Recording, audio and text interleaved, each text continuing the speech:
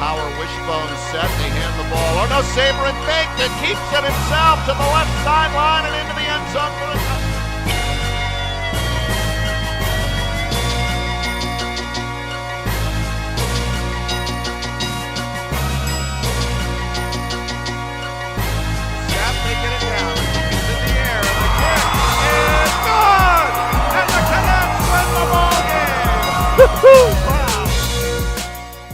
Good afternoon, everybody, and welcome to our last episode of Cadets Coach's Corner for the fall season.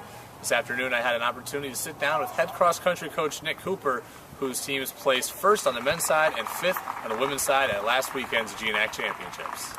All right, Coach, thanks for joining us here, our last episode of Cadets Coach's Corner for the fall seasons, and what a way for us to end it. You guys had a very, very successful GNAC Championships last weekend. The men won the GNACs, women came in fifth, and when we talked at the beginning of the season, wasn't really sure how it was going to go for you guys, but just how pleased are you with not only the championship, but just the progression throughout the year? I really couldn't be happier, especially with the way we ended this Saturday at the GNAC Championship. We met with the guys, and I told them at the end of last year and throughout the summer that if we worked hard, we could really pull off the win, but they needed to put in the hard work, and they really did. And we met and went over sort of race plans and guides and what they were going to do, and they all sort of executed their best race on the men's side and pulled it all together. And on the women's side, they each individually had good races for them. It wasn't their top performances, but it was a really good day. It's never exciting to be fifth, but it was a couple places better than last year, and it's a good place to jump off of for next year. You guys had some real standout performers on both sides this year, but Adam Miller, freshman, has won Rookie of the Week a couple times in the GNAC, won the Conference Rookie of the Year. Kind of speak to him, and how excited are you to have him for 3 more years? Yeah, Adam was a good miler in high school and actually never run cross country before. And we knew he had some potential, so we were really glad to see he was coming here last year, and he started off the season, one of our top runners, and kind of stayed there throughout the year. So it was good, and he had some great practices, and it was just sort of an average day for him. So being the top freshman at GNACs, and the 2 guys that finished in front of him were seniors, so it's he's going to be aiming to win the whole thing next year. So we're really glad to have him in. And our other freshman we brought in was 4th for us, and he really stepped it up too. So we really have a young team, and we're really glad to have them both here for another 3 years. Now you guys ran a lot of races that weren't actually against a lot of GNAC. Guys played up a little bit in your schedule. Did that help you think? Other teams didn't quite know what you were bringing to the table, or was it having the uncertainty, did that kind of scare you a little bit? I think it went both ways. It definitely stressed me out not knowing where we would be with our conference. I knew we had a good, strong squad, and we did sort of schedule up in the conference to race some of the top teams in the country right now throughout the season. So I had to let the guys know that, not to let their confidence be too beat up, knowing that we're racing some of the top men and women in the country. And I think it might have helped us a little bit. The other teams in the conference really didn't know where we were going to be at, and I think based on our past, they were really surprised of how well we did. So I think it worked out well for us.